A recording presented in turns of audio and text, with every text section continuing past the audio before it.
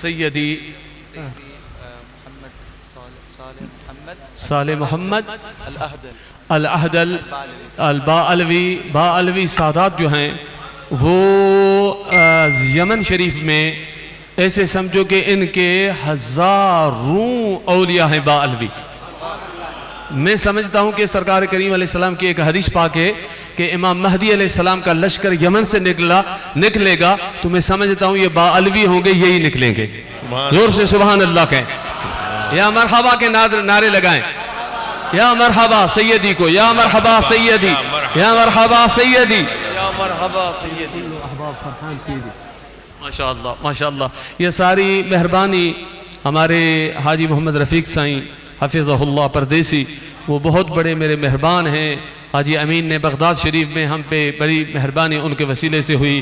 اور ابھی سیدنا حمزہ, میں جب بھی کسی کا نام حمزہ ہوتا ہے تو اس کو سیدنا ضرور ملاتا ہوں. میں سیدنا امیر حمزہ کا فقیر ہوں. تو یہ سیدنا حمزہ ابھی بابا جان کو بھی بلایا, پورے کئی افریقہ میں بڑے بڑے اجتماع کرائے. ان کی مہربانی ہے کہ سیدی کو یہاں لائیں, ورنہ ادھر سندھ میں دیہات میں اتنا دور کیسے اتنے بڑے دنیا کے عالم آتے ہیں. یہ اللہ کا فضل ہے, کرم ہے, اور آقا کریم علیہ السلام اور ان کے آل پاک غوث پاک کی خصوصی کرم و توجہ ہے. اور خصوصی ہمارے لیے بہت بڑا اعزاز ہے کہ لندن سے سیدو شریف سے پتہ نہیں کہاں میں نام بھی لوں تو بہت دیر لگ جائے گی, اور بہت سارے احباب آئیں, مگر میں سب کو محبت سے پیار سے شکریہ ادا کرتا ہوں. زیادہ تر سادات ہیں, ان کا شکریہ ادا اس لیے نہیں کرتا ہوں کہ وہ اپنے نانا کے عرس میں آئیں, مگر میرے لیے بڑی سعادت ہے یہ کہ یمن سے تو سیدی آئے ہیں, مگر اس کے بعد مجھے سب سے بڑی سعادت ہے کہ قبلہ غزالی زماں رضی اللہ تعالی عنہ, جن کا احسان ہے آج جتنے بھی مدارس میں بڑے بڑے مفتی بیٹھے ہیں, شیخ الچہ چاہے جہاں بھی ہو, سعیدی صاحب اپنے دارالعلوم کے لاہور کے اندر, نظامیہ کے اندر, جہاں بھی, غلام رسول سعودی جس نے تفسیریں لکھی, وہ سارے کے سارے سائیں کے دادا جان کے سارے علماء پاکستان کے شاگرد ہیں. اور حضور نے مہربانی کی, اور آپ حضرت کے لیے بھی ہاتھ اوپر کر کے سبحان اللہ کہہ دیں. تو حضرت کا اعلان میں خود سادات ہیں, میں خود کر رہا ہوں, میں فقیر ہوں اہل بیت کا, اس لیے میں خود اعلان کر رہا ہوں. میں کوئی پیر بھی نہیں ہوں, میں کچھ بھی نہیں ہوں, میں بس سادات کا نوکر ہوں. اور میں نے پڑھا ہے کہ کئی بزرگوں کو صرف اہل بیت کی عزت کرنے کی وجہ سے حضور علیہ السلام نے اپنی زیارت کرا دی. دعا کریں کہ بس شاہ ولی اللہ محدث دہلوی فرماتے, شاہ ولی اللہ جس کو ہم بھی مانتے ہیں, دوسرے لوگ بھی مانتے ہیں, وہ فرماتے میں نے القول الجلی کے اندر فارسی میں شاہ ولی اللہ فرماتے میں نے 2 پروگرام زندگی میں قضا نہیں کیا. ایک حضور علیہ السلام کا میلاد جب کرتا تھا تو مصطفیٰ کریم علیہ السلام خوش ہو جاتے تھے. دوسرا امام حسین علیہ السلام کا جب میں کر کے, شاہ ولی اللہ فرماتے مراقبہ کرتا تھا, دنیا میں جتنے بھی اہل بیت ہیں سارے کے سارے مجھ پہ خوش ہو جاتے تھے. ماشاءاللہ. میں سیدی کو ابھی دعوت دیتا ہوں. سبحان اللہ, زور سے سبحان اللہ تعالی.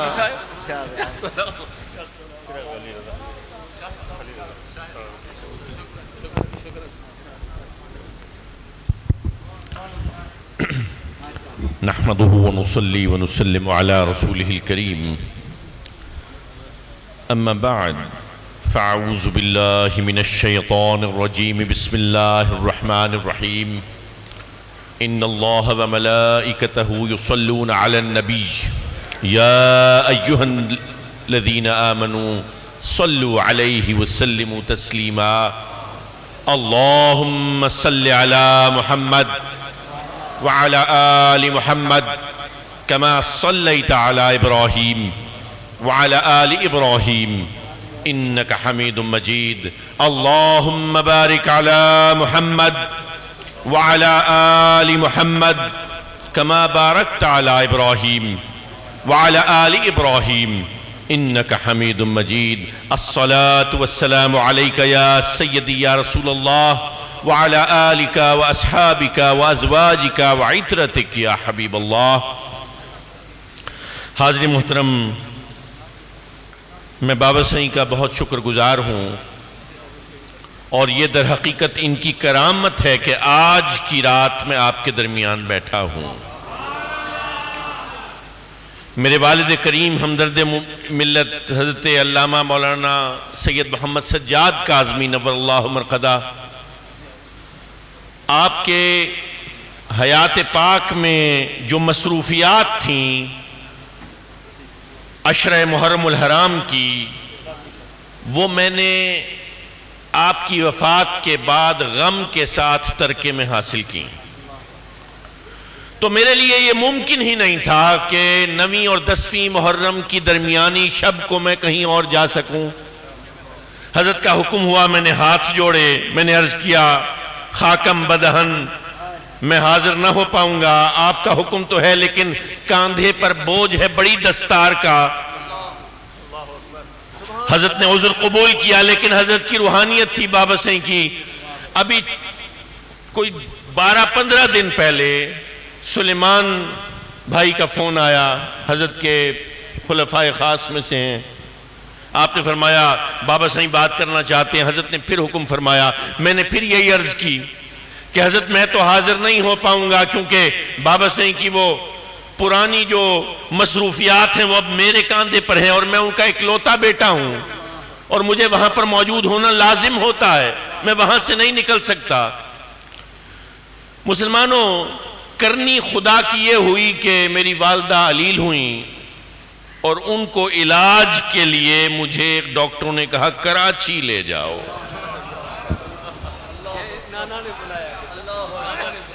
کراچی لے جاؤ. میں کراچی آیا. 4-5 دن کی بات تھی، 4-5 دن کی بات تھی. علاج کرا کے واپس بھی لے جاتا، لیکن کبھی کوئی معاملہ ہو جاتا، کبھی کوئی معاملہ ہو جاتا. کبھی ہارٹ ریٹ زیادہ ہو گیا، کبھی خون زیادہ پتلا ہو گیا، کبھی گردوں کا کوئی انفیکشن ہو گیا. اللہ نے سب ٹھیک کر دیے، لیکن 1.5 ہفتہ یہاں پہ لگا دیا. تو کرامت اگر کسی نے بابا سائیں کی نہیں دیکھی تو مجھے دیکھ لے، میں یہاں بیٹھا ہوں.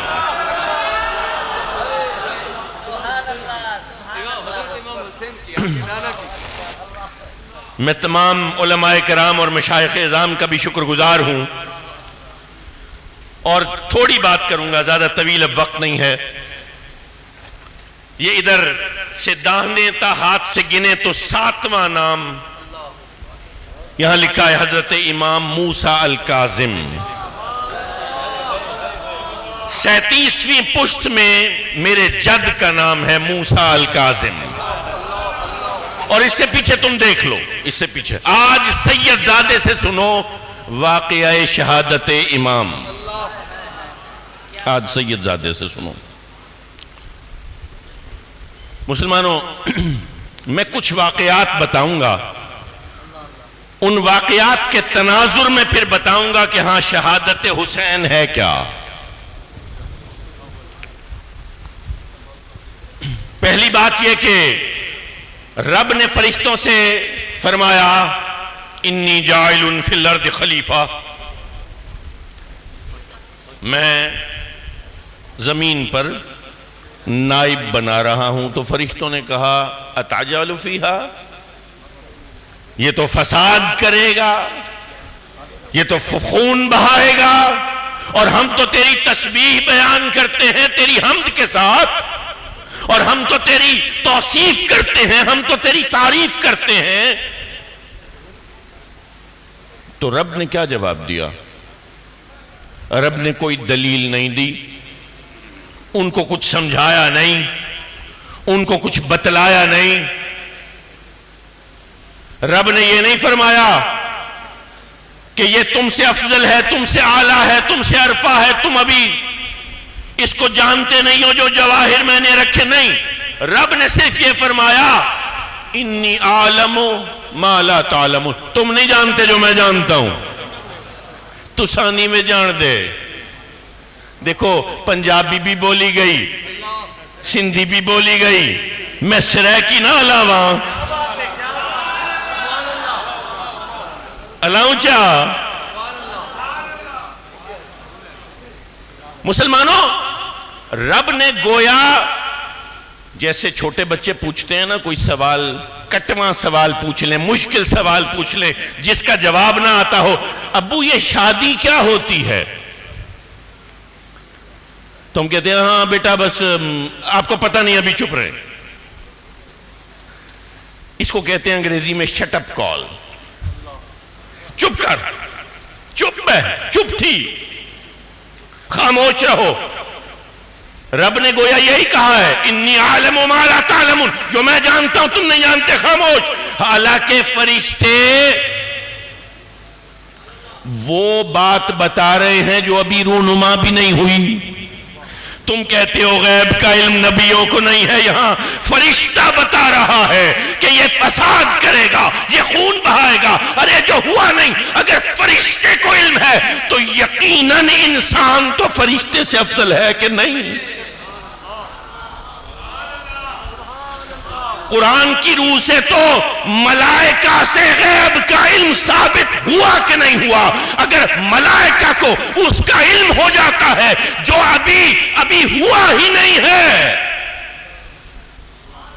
تو کیا بشر سے تم یہ تقاضا نہیں کر سکتے؟ مسلمانوں خیر، وہ میرا موضوع نہیں ہے. ماننے والے مانتے، نہیں ماننے والے نہیں مانتے. گویا رب نے بتایا کہ میں تمہیں نہیں بتاتا، جو کر لو، میں جانتا ہوں میں نے کیوں بتایا. رب نے جواب نہیں دیا. رب نے جواب، پھر کیا ہوا؟ پھر ایک اور کہانی سنو. رب کے حکم پر اللہ کے نبی ابراہیم علیہ السلام نے ایک گھر بنایا اپنے بیٹے اسماعیل کے ساتھ.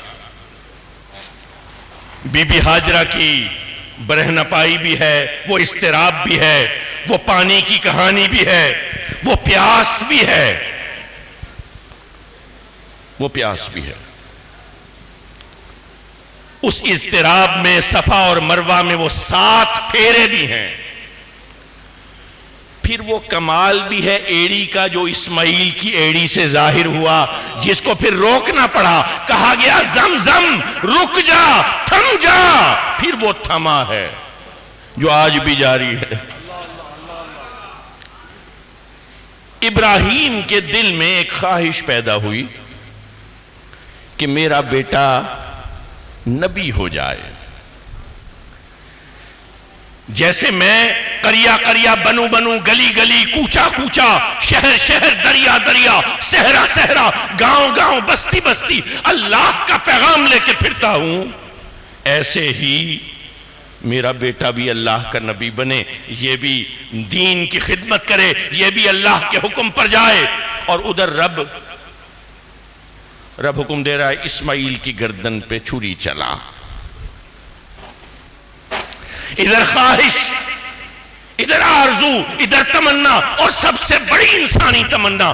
بھئی اس سے بڑا وصف آدم کا کیا ہوگا کہ جو نبوت کے منصب پر فائز ہو جائے.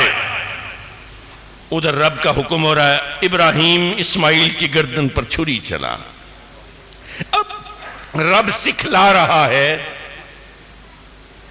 ابراہیم کو کہ بیٹوں کو کیسے رب کی رضا کے لیے کٹوا دیا جاتا ہے، اور اسماعیل کو بتا رہا ہے جب رب کا حکم آ جائے تو باپ کے کہنے پر کیسے سر تسلیم خم کیا جاتا ہے.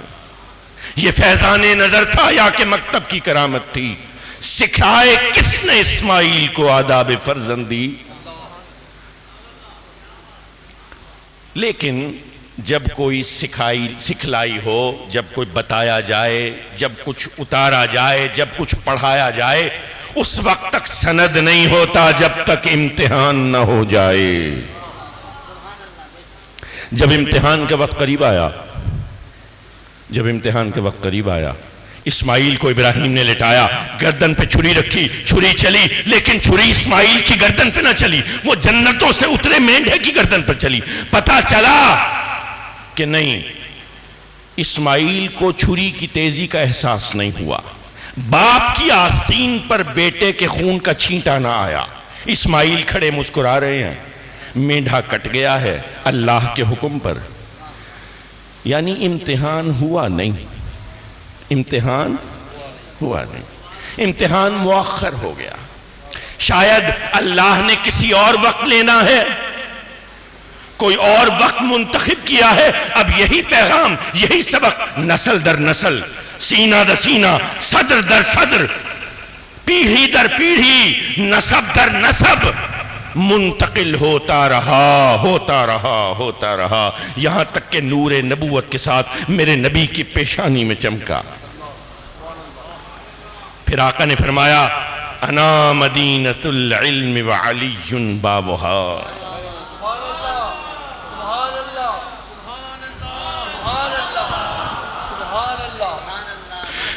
پھر میرے نبی نے فرمایا حسین منی وانا من الحسین. بھئی حسین منی سب جانتے ہیں، حسین مجھ سے ہے، میرا بیٹا ہے. ابنانا و ابناؤکم کی جہت میں ہے، میری بیٹی کا بیٹا ہے، میرا لخت جگر ہے.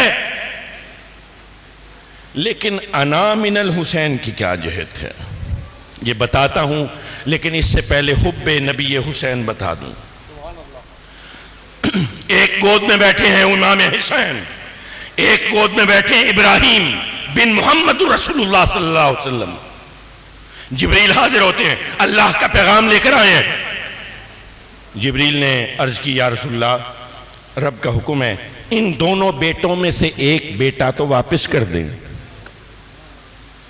نبی نے دیکھا چہرہ حسین کو، نبی نے دیکھا ابراہیم بن محمد رسول اللہ کو. نبی نے فرمایا جبریل ابراہیم کو لے جا، میں حسین نہیں دوں گا، میں حسین نہیں دوں گا. میں ابراہیم کو لے جا، حسین نہیں دوں گا. اگر میں نے حسین کو جانے دیا تو فاطمہ بھی مر جائے گی. حسین سے یہ محبت ہے. ایک اور واقعہ سنو، ابھی آؤں گا اسی طرف. سفر ہے، پیاس ہے، اونٹ ہے، اونٹ پر کجاوا دھرا ہے، اونٹ پر کجاوا دھرا ہے. آگے میرے آقا، پیچھے میرے آقا کی صاحبزادی بی بی سیدہ فاطمہ الزہرا سلام اللہ علیہا. ہوا یہ کہ بچوں کے رونے کی آواز آئی.